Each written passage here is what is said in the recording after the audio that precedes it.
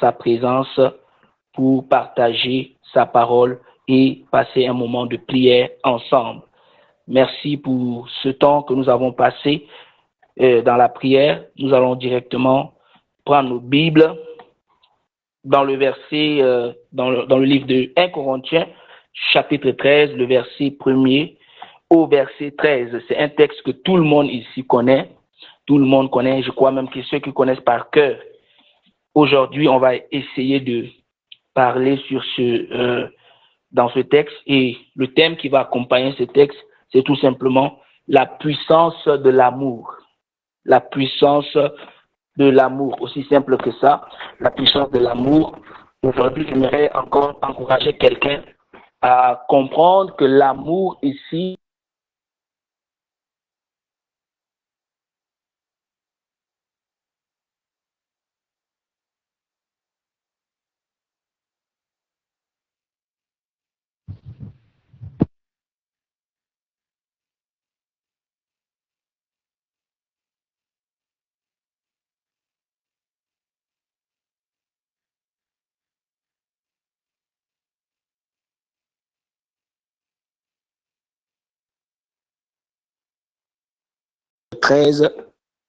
à partir du premier verset, je lis très rapidement. Quand je parlerai les langues des hommes et des anges, si je n'ai pas la charité, je suis un airain qui résonne ou une cymbale qui retentit.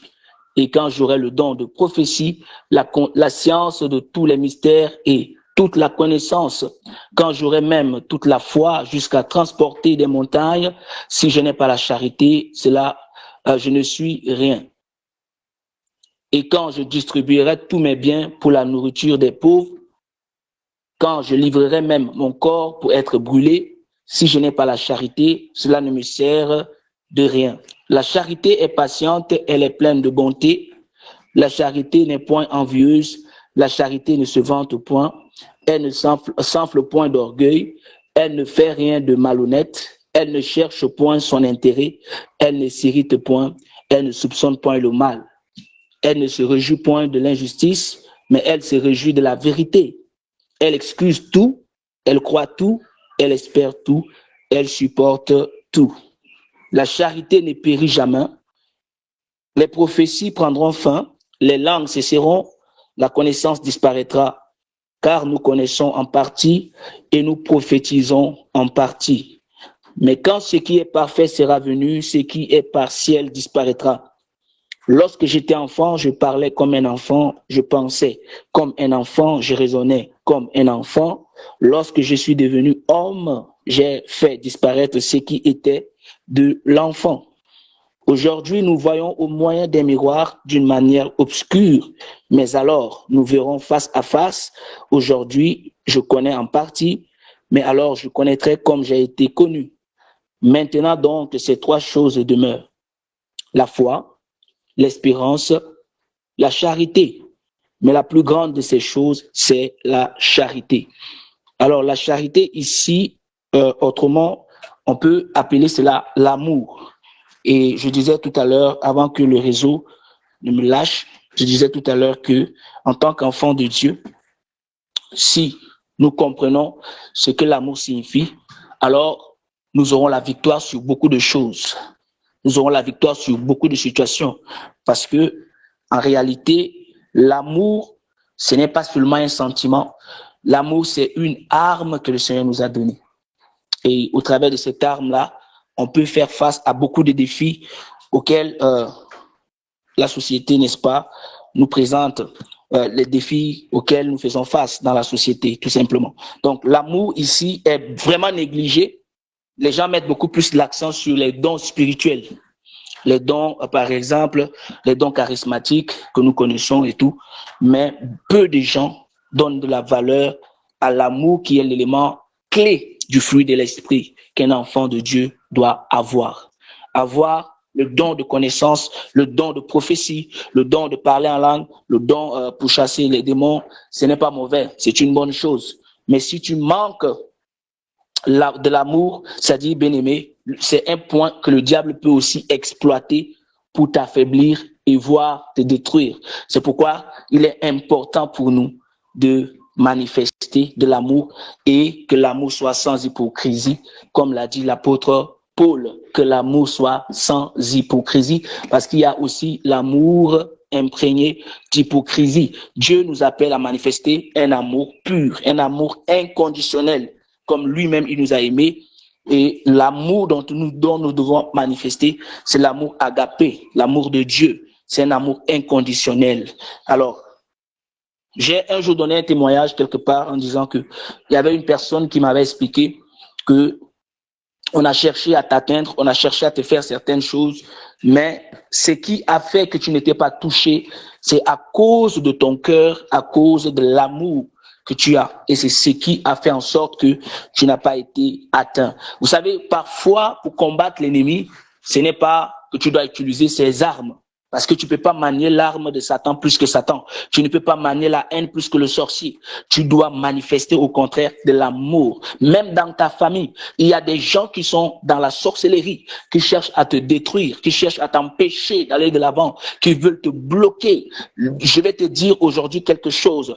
Dieu ne t'appelle pas à les haïr, mais Dieu t'appelle plutôt à les aimer. C'est pourquoi un peu plus loin dans les béatitudes, le Seigneur Jésus-Christ a dit que toutes les fois où tu manifestes de l'amour envers ton prochain, envers ton ennemi, ce sont des charbons ardents que tu amasseras ou que tu amasses sur sa tête. Parce que souvent, on pense que nous voulons fonctionner selon la loi de la société. Si quelqu'un te fait du mal, il faut aussi lui faire du mal. Si quelqu'un te fait ceci, il faut également lui montrer que toi aussi, tu es le fils de quelqu'un. Et c'est ce qui fait en sorte que parfois, nous sommes fragiles et sur ce terrain, on ne peut pas gagner le diable. Bien-aimé, je te donne l'astuce que tu dois appliquer.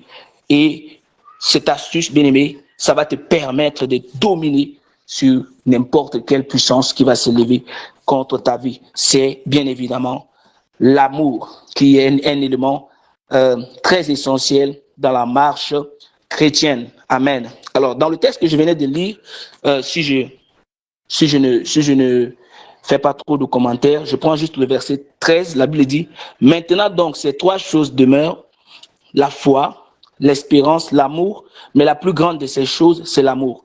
Est-ce que tu sais que une personne qui n'a pas la foi n'est pas agréable à Dieu?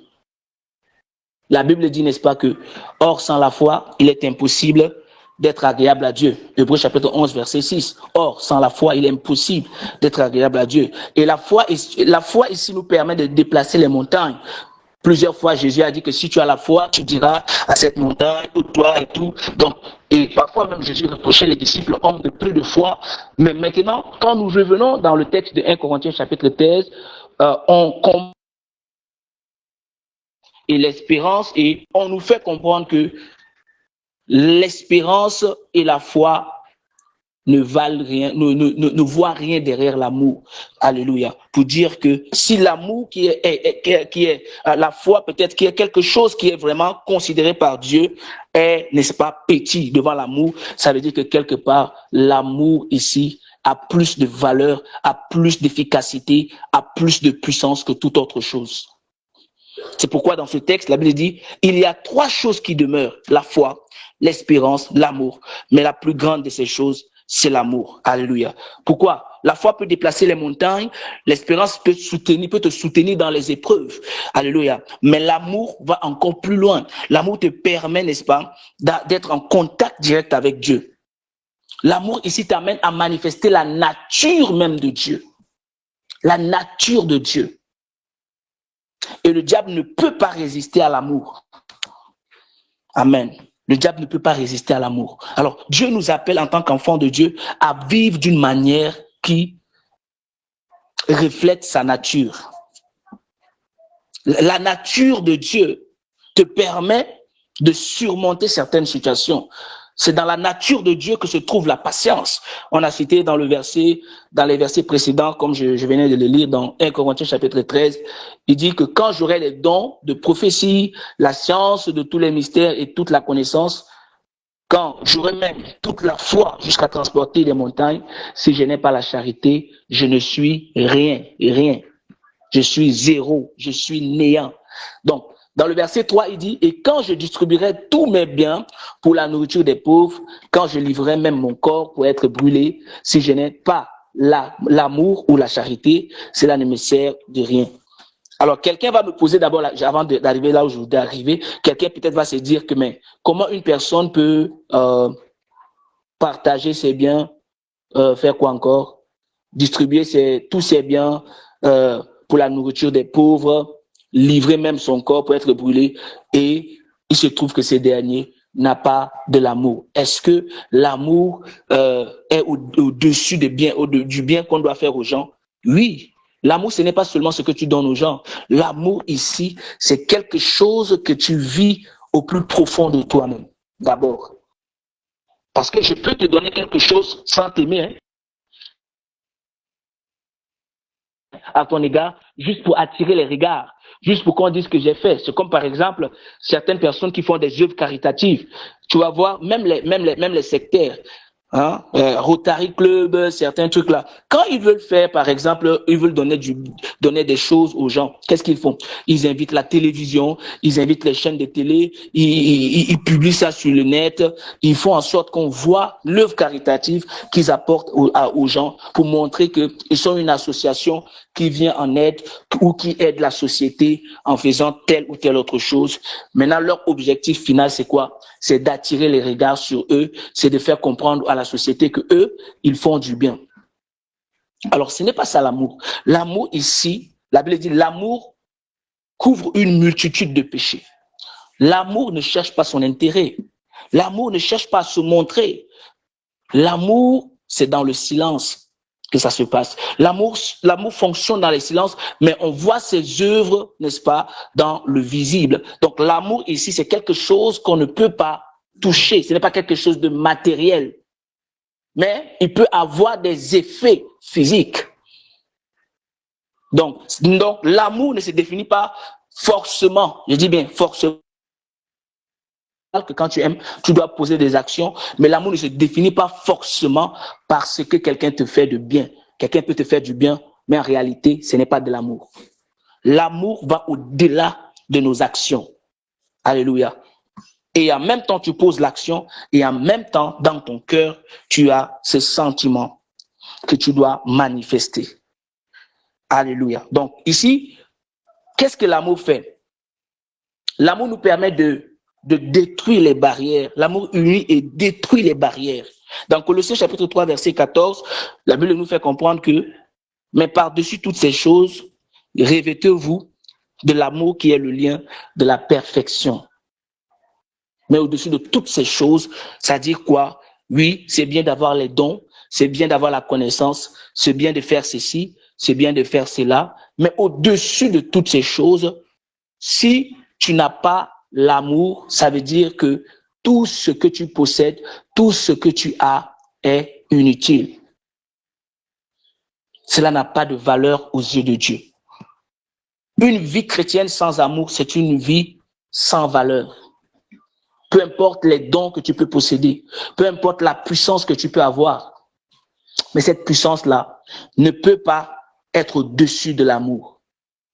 Dieu nous appelle ici à manifester de l'amour. C'est dans l'amour qu'il y a la transformation.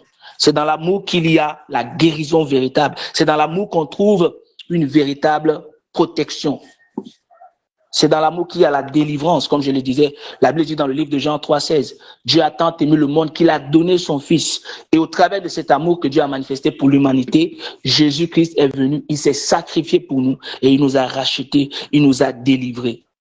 Il ne l'a pas fait pour être vu, il l'a fait par amour. Il l'a fait parce qu'il recherche d'abord notre intérêt. L'amour ne cherche pas son intérêt, mais l'amour cherche d'abord l'intérêt de l'autre. Donc, si tu poses une action, tu fais quelque chose de bien et que par derrière, tu veux être apprécié, tu veux être vu, tu veux qu'on dise du bien de toi, ce n'est pas encore l'amour là-bas.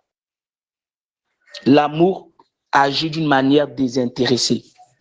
Lorsque tu as de l'amour, tu poses des actions d'une manière désintéressée. Tu n'attends rien en retour. Amen. C'est ça l'amour. Dieu veut que nous puissions aimer. Là, je parle de l'amour de Dieu. Je ne parle pas dans un sens simple, mais je parle de l'amour de Dieu. Donc l'amour rassemble ce que la haine, la jalousie, la division détruisent. Au travers de l'amour, tu peux unir des familles. Au travers de l'amour, tu peux rapprocher des cœurs. Jésus-Christ est venu nous réconcilier avec le Père au travers de l'amour. Donc, si nous voulons amener la société à être en harmonie, ce que nous devons communiquer, qui est plus fort que les armes, qui est plus fort que, je ne sais pas, les conflits, c'est l'amour. Parce que certaines personnes disent que qui veut vivre en paix doit aller en guerre. Mais je vais vous dire que l'amour ici est une arme plus efficace que les armes que nous utilisons. Donc, Dieu nous appelle ici à vivre dans une communauté où nous manifestons de l'amour. Et c'est l'amour qui va nous permettre d'émerger, c'est l'amour qui va nous permettre de grandir, c'est l'amour qui va nous permettre d'aller plus loin. Donc, l'amour ne divise pas. L'amour rassemble. L'amour ne sème pas la haine. L'amour sème plutôt la compréhension, l'unité. L'amour bannit la jalousie. L'amour bannit la division. Et en tant qu'enfant de Dieu, lorsque tu es dans une famille, Dieu te donne la responsabilité de communiquer de l'amour au sein de cette famille. Tu ne dois pas avoir des parties prises. Tu ne dois pas dire que moi, je suis du côté de X ou du côté de Y. Non. Tu dois amener les gens à s'unir. Moi, je vois certains chrétiens qui partent s'asseoir pour critiquer les autres. Oui, il t'a fait ceci, il t'a fait cela. Il faut lui montrer que, voilà, ce qu'il a fait n'est pas bien. Il faut agir comme ça et comme ça. Non, il faut plutôt amener les gens à s'aimer.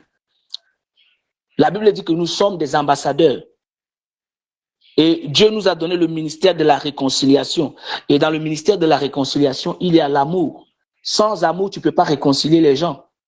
C'est l'amour qui réconcilie. C'est l'amour qui unit. Donc, si j'ai le ministère de la réconciliation, je ne dois pas s'aimer le trouble. Je ne dois pas s'aimer la division dans la vie des gens. Je dois au contraire amener les gens à s'aimer. Alléluia. Donc, si tu n'as pas un esprit d'unité, tu ne peux pas manifester également l'amour. La troisième chose qu'il faut aussi comprendre, c'est que l'amour a le pouvoir de guérir. Oui, l'amour a le pouvoir de guérir. Tu sais, quelqu'un peut te faire du mal. Mais si tu as véritablement de l'amour pour cette personne, même si ce que la personne t'a fait t'a blessé, mais cette plaie-là va vite se cicatriser ou cette plaie va vite guérir. Beaucoup de gens ont des problèmes aujourd'hui. Ils ont développé certaines maladies. Pourquoi? Parce que ils se sont laissés choquer par certaines actions et qui ne parviennent pas à pardonner. L'amour pardonne. L'amour supporte. C'est ce que 1 Corinthiens 13 nous a dit. L'amour supporte tout. L'amour croit tout. L'amour espère tout. L'amour pardonne tout. Oui, l'amour pardonne. Combien de gens bien-aimés tu as gardé dans ton cœur aujourd'hui? Au point où tu ne les salues même plus. Parce que tu ne les aimes pas. Parce que ces gens t'ont blessé. Ces gens ont fait quelque chose qui a heurté ta fierté. Quelque chose qui t'a rabaissé au point où tu as perdu tout sentiment d'amour envers eux. Tu as décidé de ne pas les aimer. Même si tu dis aux gens que non, je n'ai rien contre lui. Oh, moi, je n'ai rien contre lui. Mais dans ton cœur, il y a encore cette plaie. Donc, l'amour ici va t'amener à guérir les blessures de l'âme. Amen. Si tu as de l'amour, il y a des choses que tu ne vas pas laisser t'affecter dans la vie. Tu vas comprendre que, c'est ce qui peut arriver. Alors, déjà, non seulement le fait d'avoir de l'amour peut te guérir toi-même, mais ça peut aussi guérir les gens autour de toi. La société dans laquelle nous sommes, les gens sont tellement stressés. Les gens ont connu le rejet. Les gens ont connu l'abus. Les gens ont connu l'abandon. Les gens ont connu beaucoup de choses. Et toi qui es un enfant de Dieu, Dieu te donne la responsabilité d'amener les gens à être guéris. Alléluia. À guérir. Lorsque Jésus dit dans le livre d'Ésaïe, il dit, dans Ésaïe 61, il dit, l'Esprit de l'Éternel est sur moi parce qu'il m'a envoyé pour guérir ceux qui ont le cœur brisé. Vous pensez que cette guérison-là, Jésus l'a amenée au travers de quoi? D'abord, la croix ici que nous voyons, c'est le symbole de l'amour. L'amour avec Dieu et l'amour entre les hommes.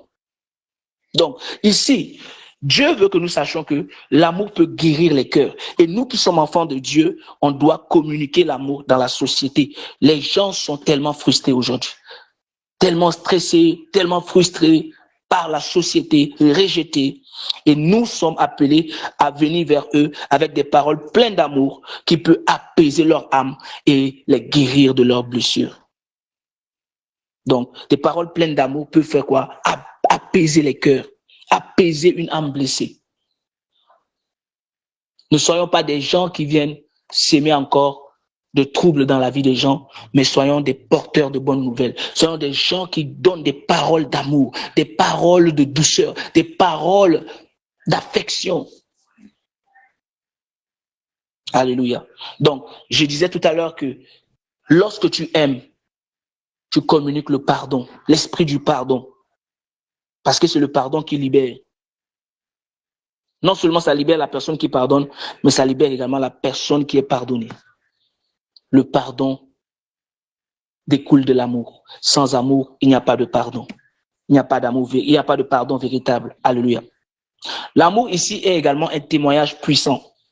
Dans Jean chapitre 13, verset 35, la Bible dit, à ceci tous connaîtront que vous êtes mes disciples, si vous avez de l'amour les uns pour les autres. Nous sommes une communauté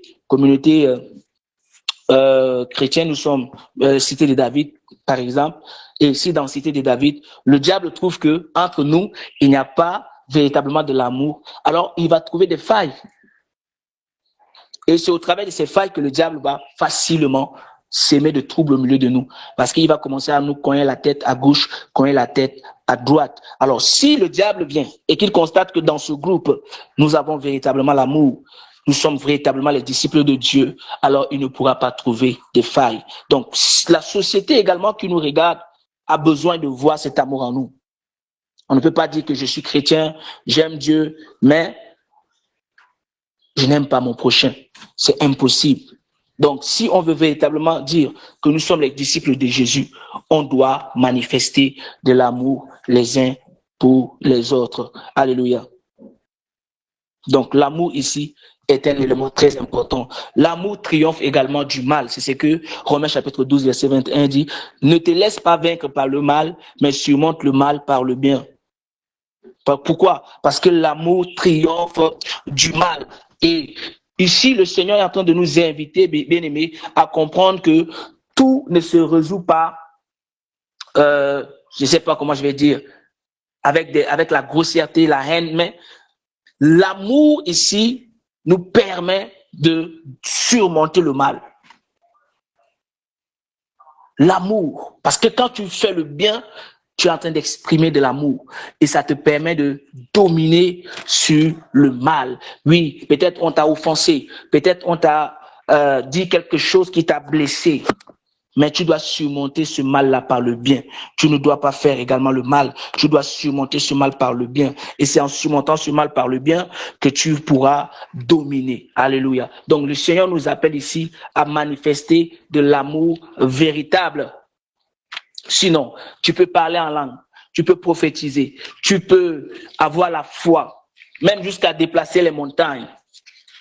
Mais tu auras toujours des failles en toi que le diable peut exploiter pour t'atteindre. Dans le livre de 1 Jean chapitre 4, 1 Jean chapitre 4, le verset 7, je lis à partir du verset 7, la Bible dit, bien-aimés, aimons-nous les uns les autres, car l'amour est de Dieu, et quiconque aime est né de Dieu et connaît Dieu. Celui qui n'aime pas n'a pas connu Dieu, car Dieu est amour. Donc, d'où sors-tu, bien-aimé, en disant que tu es un enfant de Dieu, mais tu n'aimes pas? Est-ce que tu es vraiment un enfant de Dieu? Pour reconnaître un enfant de Dieu, l'élément clé, c'est l'amour. Alléluia. Ce n'est pas parce que tu prophétises, ce n'est pas parce que tu parles beaucoup en langue, que tu es forcément un enfant de Dieu. Il y a des gens qui vont aller en enfer avec le parler en langue dans la bouche. Il y a des gens qui vont aller en enfer avec le don de guérison, le don de miracle. Ils vont aller en enfer avec. Il y a des gens qui vont aller en enfer avec tous les dons qu'ils ont là. Parce que la Bible dit que beaucoup me diront en ce jour-là, n'avons-nous pas chassé les démons en ton nom? N'avons-nous pas prophétisé en ton nom? N'avons-nous pas fait ceci ou cela en ton nom? Est-ce que la Bible a dit, n'avons-nous pas aimé en ton nom? Non. La Bible a dit, n'avons-nous pas chassé des démons? N'avons-nous pas fait ceci en ton nom? Je leur dirai ouvertement, je ne vous ai jamais connu.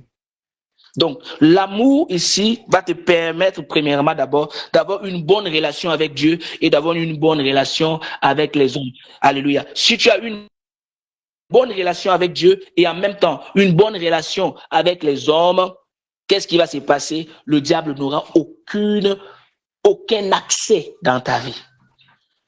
Pour que le diable puisse avoir accès dans ta vie, soit tu es en mauvaise relation avec les hommes ou en mauvaise relation avec Dieu. Donc, si déjà, c'est pourquoi Dieu, dans sa parole, dit que le plus grand commandement, c'est aime ton prochain, aime l'Éternel, ton Dieu, de tout ton cœur, de toute ton âme et de toutes tes forces. Et il a dit, voici le semblable, tu aimeras ton prochain comme toi-même.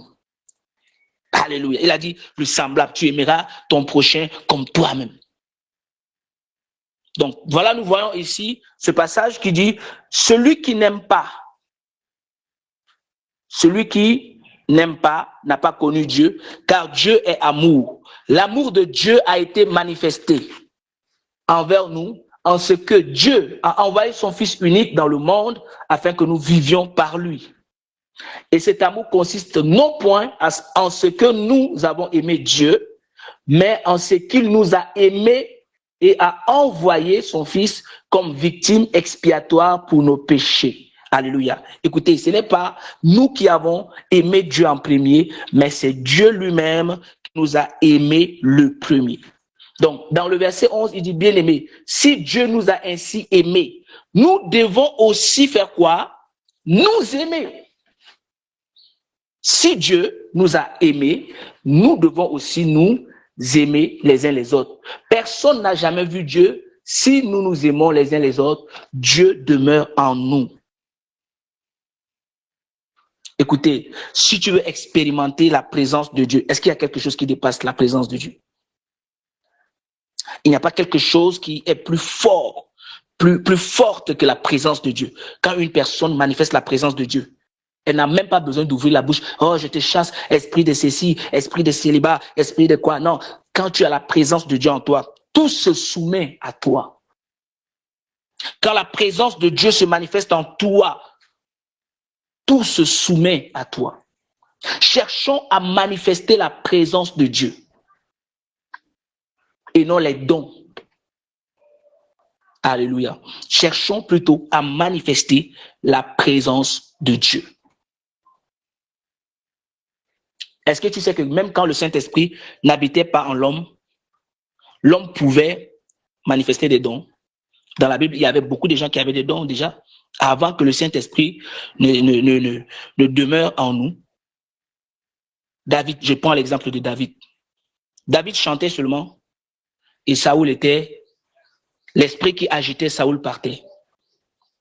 Alléluia. Mais est-ce que le Saint-Esprit était en lui 24/24 comme maintenant?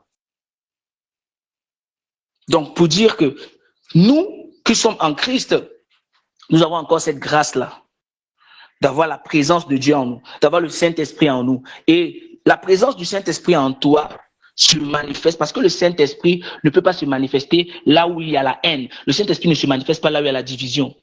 Non. Le Saint-Esprit ne se manifeste pas là où il n'y a pas l'unité. Si dans ce forum, nous sommes unis, vous allez voir des résultats. Le Saint-Esprit se manifeste là où il y a l'unité. Le Saint-Esprit se manifeste là où il y a l'amour. Là où il y a l'amour. Et quand tu vas lire dans Actes chapitre 2, verset 42, tu vas voir. Lorsque Pierre avait gagné plus de 3000 âmes, et ils étaient venus à l'église, la Bible dit, ils faisaient quoi? Ils partageaient le pain ensemble, les fractions de pain, une communion fraternelle. Ils rompaient le pain dans les maisons. Il y avait l'amour véritable entre eux. Les gens vendaient même leurs terres. Ah, j'ai appris que tel frère a un problème. Ils vendaient même leurs terres pour venir aider les autres. Il y avait de l'amour vrai. Au fait, dans l'église primitive, on voit l'amour sans hypocrisie. C'est vrai qu'un peu plus loin, l'apôtre Paul va dire que l'amour soit sans hypocrisie parce que parmi eux, il y avait aussi ceux qui faisaient comme s'ils aimaient, mais ils n'étaient pas vrais. D'où l'histoire d'Ananias et Saphira. Ils ont vendu leur part de champ et ils ont gardé. Et quand l'apôtre Pierre a compris qu'ils ont gardé, il leur a parlé durement et ils étaient frappés parce qu'ils n'étaient pas sincères. Qu'est-ce qui animait ces gens? Qu'est-ce qui poussait ces gens à vendre leur terre, à vendre leurs biens et à ramener, n'est-ce pas, le prix est déposé aux pieds des apôtres et ils les distribuaient à tous à l'égalité? C'était l'amour. Ils ne le faisaient pas parce que il voulait faire pour qu'on dise que voilà, telle affaire. Non, ils le faisaient par amour. Par amour. Donc, quand il y a l'amour, il y a le partage. Quand il y a l'amour, il y a l'unité. Quand il y a l'amour, il y a la puissance aussi de Dieu qui se manifeste, comme dans la chambre haute. Dieu nous appelle à nous aimer, bien-aimés. Aimons-nous les uns les autres. 11, il dit, bien-aimés, si Dieu nous a ainsi aimés, nous devons aussi nous aimer les uns les autres. Personne n'a jamais vu Dieu. Si nous nous aimons les uns les autres, Dieu demeure en nous et son amour est parfait en nous. Pour atteindre l'amour parfait de Dieu, il faut que nous nous aimions les uns les autres. C'est pourquoi le verset 13 dit, nous connaissons que nous demeurons en lui et qu'il demeure en nous, en ce qu'il nous a donné de son esprit. Et nous avons vu et nous attestons que le Père a envoyé le Fils comme sauveur du monde. Alléluia. Nous attestons qu'il est en nous par son esprit. Et pour que l'esprit de Dieu se manifeste en toi, il faut que tu vives, n'est-ce pas, dans l'amour. Alléluia. Et nous avons vu et nous attestons que le Père a envoyé le Fils comme sauveur du monde. Celui qui confessera que Jésus est le Fils de Dieu, Dieu demeure en lui et lui en Dieu. Verset 16. Et nous avons connu l'amour que Dieu a pour nous et nous y avons cru. Dieu est amour. Et celui qui demeure dans l'amour de Dieu, et celui qui demeure dans l'amour demeure en Dieu et Dieu demeure en lui. Je voudrais souligner le mot demeurer. C'est quoi demeurer? Parce que tout le monde ici, à un certain moment de ta vie, peut-être tu as aimé. Oui, à un certain moment de ta vie, peut-être tu as aimé. Mais l'amour vrai demeure. Dieu veut que nous demeurions. Quand on dit que je demeure dans quelque chose, ça veut dire que je reste permanemment, pas occasionnellement. Mais aujourd'hui, nous aimons occasionnellement. Hein. Il y a des jours, quand ça te plaît, tu aimes. Quand ça ne te plaît pas, tu n'aimes pas. Est-ce que tu peux aimer même quand les gens te détestent? Est-ce que tu peux même aimer quand tu as faim? Il y a des gens comme ça, ils manifestent leur amour envers Dieu que quand Dieu leur donne de l'argent. Quand Dieu ne leur donne pas l'argent, ils n'aiment plus Dieu. Hein. Ils n'aiment plus avec Dieu. Est-ce que tu peux aimer Dieu même quand tout va mal? Est-ce que tu peux aimer ton prochain même quand il te déteste? L'amour doit être sans intérêt. C'est ça, demeurer dans l'amour. Vaille que vaille, peu importe les vents et les marées, peu importe les circonstances, peu importe ce qui ne va pas, mais moi, Dieu m'a programmé à aimer. C'est pourquoi dans Éphésiens chapitre 2, le verset 10 que nous connaissons, la parole de Dieu dit quoi? Mais nous sommes son ouvrage.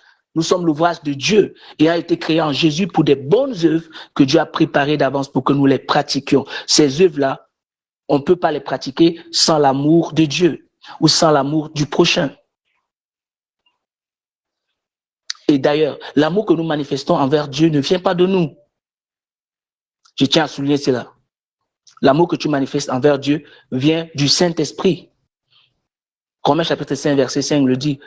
Mais l'amour de Dieu est répandu dans nos cœurs par le Saint-Esprit. Maintenant, cet amour que le Saint-Esprit a répandu dans ton cœur, c'est à toi maintenant de l'utiliser, de cultiver cet amour-là. Un enfant de Dieu qui a Jésus dans sa vie ne prie pas pour que Dieu lui donne encore l'amour. Non, tu as déjà l'amour en toi. Manifeste-le tout simplement. C'est comme le Saint-Esprit qui est en toi, que tu l'étouffes. Il est là, mais tu l'étouffes, tu l'étouffes. De la même manière, l'amour est en toi. Jésus-Christ, quand tu reçois Jésus, tu reçois l'amour en toi. Hein. Directement, c'est quelque chose de surnaturel qui se manifeste en toi. C'est maintenant à toi de choisir de fonctionner selon le code que Dieu a établi en toi. Il y a un code que Dieu a établi en chacun de nous, que nous devons utiliser. Aussi longtemps que tu n'utilises pas ce code, tu ne peux pas fonctionner selon ce code.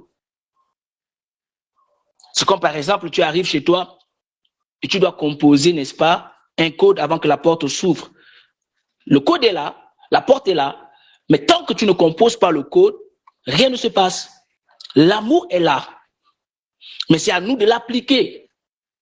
On ne va pas encore prier que Seigneur, aide-moi à aimer. Non, le Saint-Esprit, est-ce que tu as accepté Jésus? Oui. Si tu as accepté Jésus, il vient habiter en toi, son esprit vient habiter. La présence du Saint-Esprit en toi vient avec l'amour. Parce que Romains 5, verset 5 dit, l'amour est répandu. L'amour de Dieu est répandu dans nos cœurs par le Saint-Esprit. Lorsque tu aimes Dieu, forcément tu dois aimer ton prochain. C'est pourquoi Jésus dit, la Bible dit que tu ne peux pas dire que tu aimes Dieu et tu n'aimes pas ton prochain que tu vois. C'est impossible. L'amour de Dieu et l'amour du prochain vont ensemble. Jamais l'un sans l'autre. Je ne peux pas aussi dire que j'aime mon prochain. Oui, bah, vrai, tu peux aussi aimer ton prochain dans le sens où peut-être c'est de l'idolâtrie là-bas. Sans aimer Dieu, oui, ça je vois. Je vois des gens qui aiment les hommes plus que Dieu. Ils préfèrent aimer l'homme plus que Dieu. Mais Dieu nous appelle à l'aimer en premier. Et si nous l'aimons, nous devons aussi aimer les autres. Nous devons nous aimer, bien-aimés. C'est très important. Le Seigneur m'a amené à mettre de l'emphase sur ce thème pour attirer encore plus notre attention sur la puissance de l'amour. Et l'amour dont on parle ici, ce n'est pas seulement envers ceux qui t'aiment. Même les gens qui ne t'aiment pas, tu dois les aimer. Tu dois les aimer. Et ça te protège de beaucoup de choses. Est-ce que tu peux aimer quelqu'un? Est-ce que tu peux aimer ton frère? Est-ce que tu peux même aimer ton ennemi là? Aie le courage de lui dire, je t'aime. Aie le courage de le supporter. Malgré tout ce qu'il te fait, continue à l'aimer. Ne garde pas de rancune. Ça te détruit plutôt. Ça ne t'empêche pas de voir la gloire de Dieu. Libère ton cœur. Libère ton cœur. Ne vis pas seulement pour toi. Celui qui a compris la vie chrétienne, c'est celui qui ne vit plus pour lui. Hein. Il vit pour les autres. Parce que le temps qui m'est imparti n'est pas assez. Mais dans un autre texte, l'apôtre Paul a dit que il s'est dépouillé de tout pour mettre les autres à l'aise, alors que lui-même, ça ne va pas. Au point où on pensait qu'il était pauvre, alors qu'il n'était pas pauvre. Riche, mais il a pris tout ce qu'il avait pour donner aux autres. Parce qu'en réalité, dans la tête de chaque chrétien, c'est quoi? On ne vit pas pour soi. On vit d'abord pour les autres. Est-ce que tu peux faire ça? Est-ce que c'est compliqué pour toi? Alléluia. Tel il est, tel nous sommes aussi dans le monde. Voilà ce que la Bible dit. Tel il est, tel nous sommes aussi. Quelqu'un va dire que non, c'est que Pasteur Ronald, tu es en train de dire là. Ça, c'est Dieu. Hein? C'est Dieu qui peut aimer comme ça là. Est-ce qu'un homme peut aimer quelqu'un comme ça? Tu as vu comment Dieu nous a aimés au point où il a donné son Fils unique. L'autre fois, l'homme de Dieu, notre bien-aimé Bobby avait prêché ici. Tous ceux qui étaient là étaient incapables de prendre le seau, les 7 seaux, de prendre le livre, autant pour moi, et d'en rompre les seaux. Qu'est-ce qui les rendait incapables? Vous voyez, Jésus ici est la preuve de l'amour véritable. Et quand il a rompu le seau, il n'a pas regardé que, les gens là, ce sont des bandits, hein. Les gens là, ce sont des fornicateurs, hein. Il n'a pas regardé que, les gens là, ce sont des sorciers. Il n'a pas regardé que, les gens là, ce sont des malfaiteurs. D'ailleurs, même quand il était venu sur la terre, quand on l'avait cloué, il a encore élevé une prière. Il a dit, Père, pardonne-leur car ils ne savent pas ce qu'ils font. Les gens qui l'ont insulté, les gens qui l'ont défiguré, les gens qui l'ont traité de tout et de rien. Mais cet homme de Jésus a accepté de demander que Dieu les pardonne. Si c'était toi, tu vas dire que Seigneur, il faut leur montrer. Il faut leur montrer qu'on ne touche pas à ton loin. On ne touche pas loin de Dieu. Hein. Mais Jésus n'avait pas dit ça. Jésus a dit, Père, pardonne-les car ils ne savent pas ce qu'ils font. Les mêmes personnes pour qui il s'est sacrifié, mais ce sont les mêmes personnes qui l'ont trahi. Ce sont les mêmes personnes qui l'ont rejeté, les mêmes personnes qui l'ont insulté. Mais Jésus n'a pas regardé à ça. Et est-ce que cela l'a empêché d'accomplir la mission qu'il devait accomplir? Non, il savait une chose, c'est sauver l'humanité. C'était sa mission. Au point où il s'est sacrifié pour nous. Tel il est, tel nous sommes aussi dans ce monde. C'est en cela que l'amour est parfait en nous, afin que nous ayons de l'assurance au jour du jugement. Pourquoi la Bible mentionne pas la perfection dans l'amour? Parce que oui, tu peux aimer, mais sans atteindre la perfection de l'amour. Ici, l'amour qui touche la perfection, c'est cet amour qui est semblable à l'amour que Dieu veut que tu manifestes ou l'amour que Jésus a manifesté. C'est cet amour-là que Dieu nous veut dedans. Pas cet amour philosophique où on a encore des philosophies par derrière. Oui, je suis un être humain, je peux aimer, mais j'ai aussi mes réserves. Je suis non. Jésus n'a pas regardé à ça, hein. Il n'a pas spéculé, il n'a pas raisonné, il n'a pas dit quoi que ce soit. Il a donné l'amour comme ça. Il n'a pas regardé nos mérites. Personne n'a mérité cet amour-là. Mais nous, on veut que les gens méritent notre amour. S'il ne fait pas ça, je ne peux pas lui donner mon amour. D'ailleurs, mon amour à un certain niveau, hein, je ne peux pas dépasser certains niveaux. L'amour de Dieu n'a pas de niveau. C'est ce que le Seigneur veut que je te dise aujourd'hui. L'amour n'a pas de niveau. C'est pourquoi un jour, l'apôtre Pierre vient voir Jésus. L'apôtre Pierre pose la question à Jésus. Combien de fois je peux pardonner à mon frère s'il m'offense? Combien de fois pourrais-je pardonner à mon frère s'il m'offensait? Et moi, je m'attendais à ce que Jésus puisse lui dire que bon, 3 fois c'est trop, hein. Si t'as blessé aujourd'hui, tu as pardonné. Demain, tu pardonnes. Après-demain, c'est déjà de trop, hein. C'est exprès. Mais écoutez ce que Jésus va donner comme réponse à l'apôtre Pierre. Jésus va lui dire que c'est 77 pour dire que c'est la perfection de l'amour et du pardon. Lorsque tu aimes, tu pardonnes tout. Tout, j'ai dit tout. Dieu également nous pardonne tout. Le seul péché que Dieu ne nous pardonne pas, c'est le blasphème contre le Saint-Esprit. Mais aujourd'hui, nous, on sélectionne des choses qu'on pardonne et on sélectionne des choses qu'on ne peut pas pardonner. Ici, là, il a touché à mon honneur. Ici, là, il a touché à mon honneur. Non, on ne touche pas à mon honneur. Je peux tout pardonner, mais ça, non. Ça veut dire que tu n'aimes pas encore. Bon, tu aimes à moitié. Tu n'aimes pas vraiment. Et Dieu veut que tu aimes pleinement. Notre amour doit atteindre la perfection. C'est à ça que Dieu nous appelle. Et dans le verset 18, la Bible dit, bon, ça ne me concerne pas, mais je vais lire, la crainte n'est pas dans l'amour, mais l'amour parfait bannit la crainte, car la crainte suppose un châtiment de celui dans l'amour. Alléluia. Pour nous, nous l'aimons parce qu'il nous a aimés le premier. Si quelqu'un dit j'aime Dieu et qu'il haïsse son frère, c'est un menteur, car celui qui n'aime pas son frère, qu'il voit, comment peut-il aimer Dieu qu'il ne voit pas? Et nous avons de lui ce commandement, que celui qui aime Dieu aime aussi son frère. Celui qui aime Dieu doit aussi aimer son frère. Voilà ce que Dieu nous appelle à manifester. Nous ne soyons pas des chrétiens qui disent « je t'aime » de la bouche, mais quand nous faisons face à certaines situations, on ne manifeste plus l'amour. Ce n'est pas bien. Donc, voilà le message que je veux partager encore avec toi et moi ce matin, que le Seigneur nous aide à nous aimer d'un amour vrai.